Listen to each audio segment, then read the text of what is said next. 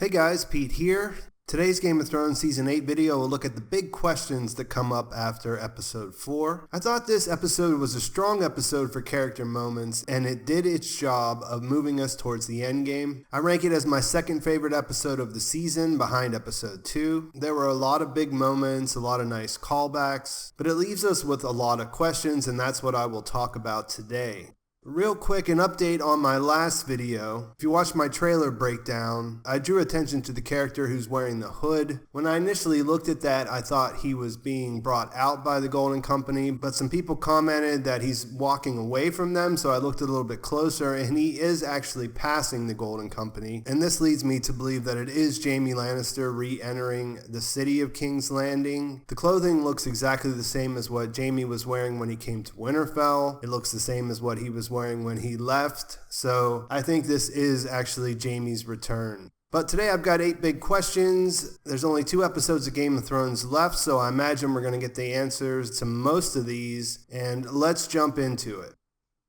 Number 8, is Rhaegar dead? This question popped up a lot in the comments of my last video, and I see where people are coming from. But yes, Rhaegar is dead. We have been trained as viewers of Game of Thrones to question the deaths of characters. Sometimes they come back, like the Hound, where he was left for dead but managed to pull through. And sometimes they straight come back, like Jon, who was actually dead but revived by magic. In the case of Rhaegar, though, the showrunners made specific mention of his death and Dany losing him after the episode, and this time I believe them. I really don't think there's anything going on there. I think that he died and that's the last we'll see of him.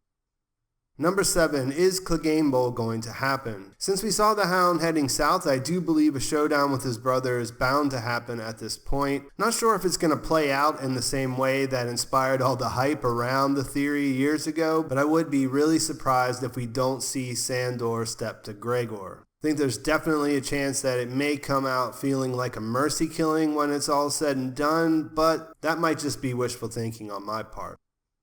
Number 6, what's up with the pregnancies? Cersei's pregnancy is becoming mysterious, and Daenerys getting pregnant with Jon's child seems less likely as time passes. Cersei has used her pregnancy to her advantage with Jaime, Tyrion, and Euron at this point. At the same time, if she is pregnant now and Jaime is the father, shouldn't she be too far along to pass it off as Euron's? Then there's the obvious problem that she doesn't appear to be far along or even pregnant at all when we see her. Something doesn't add up here, and it's hard to figure out what she's up to. Many fans thought Daenerys would become pregnant, and that would be a way for Jon and Daenerys to set aside their problems and work together. I think there was some setup for this in Season 7, but so far in this season, their intimate relationship has ceased to exist. So the real question here is, will anyone end up pregnant at the end besides Gilly and Sam? We're gonna have to wait and see.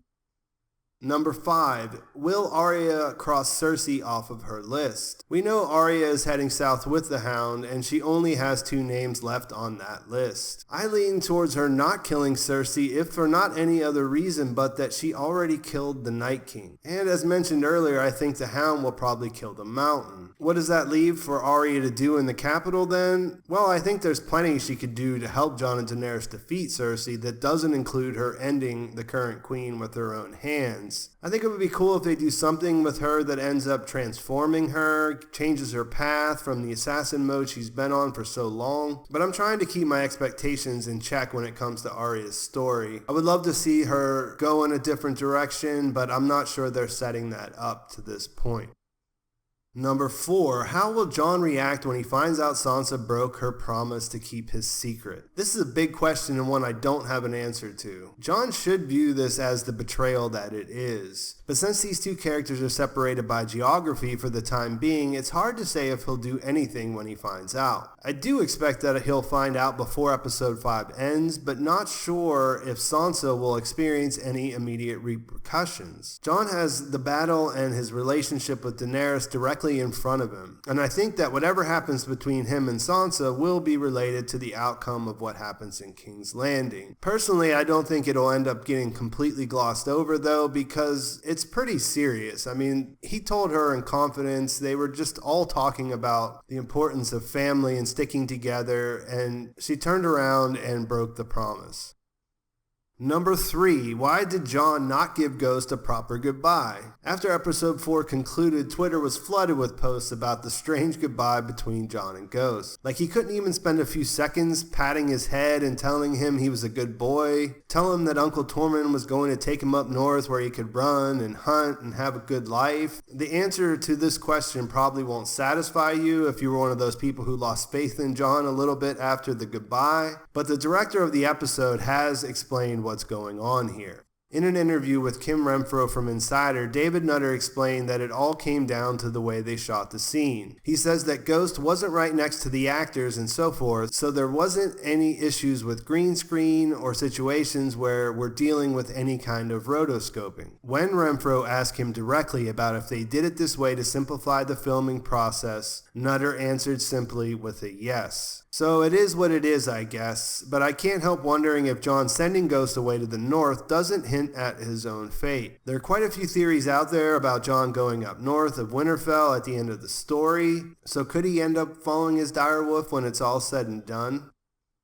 Number 2, will Daenerys become the Mad Queen? The idea of Dany's story going in that direction isn't a new idea. This was a theory that book readers came up with and debated long before she made her way to Westeros. I've never been a fan of this idea, but after episode 4, it's hard to ignore the setup that we're seeing. In episode 4, we saw Daenerys come to the realization at the celebration that she's not loved by the people like Jon is. This leads to them finally having a conversation where she can't convince him to keep his parentage a secret. Everything spirals from there until at the end of the episode she has lost a dragon, lost her closest friend in Missandei, and lost the confidence in her trusted advisor Varys. Everything is pointing her towards a well-deserved fit of rage. It would be hard to blame Daenerys for burning down King's Landing based on what we saw her experience in this episode, not to mention everything she's experienced in her path to get here. But does that actually qualify as madness? For me, by definition, it doesn't. I mean, madness implies severe mental illness. You don't think of a person who is mad to be conflicted about the things they're doing. They've just lost it. I don't think that in this context that's what people are actually saying about Daenerys, though. I think they're talking about her becoming the villain when they say the Mad Queen. Either way, I think there's more complexity to Dany's story, and that's why I've never thought she would become an actual villain. In simple terms, her conflict is rooted in that she wants to make the world a better place, but the most effective tool she has is her dragon. For a long time, this has led me to believe that she'll have a choice to make. Get what she wants through force, or sacrifice what she wants for the greater good. My hope is that she'll make the choice for the greater good because I think that makes her story better, but she could go the other way, which I suppose would qualify as going the Mad Queen route. I know in the book she has an internal conflict, like she worries about becoming something like her father. In the show they may not bring that up as much, but I think there is something under the surface that she's reluctant to use force, but at the same time there is this idea of destiny. They mentioned it in the last episode. I mean, she hatched dragons from a funeral pyre. It seems like you gotta run with that whenever that happens, but we'll have to wait and see what goes down.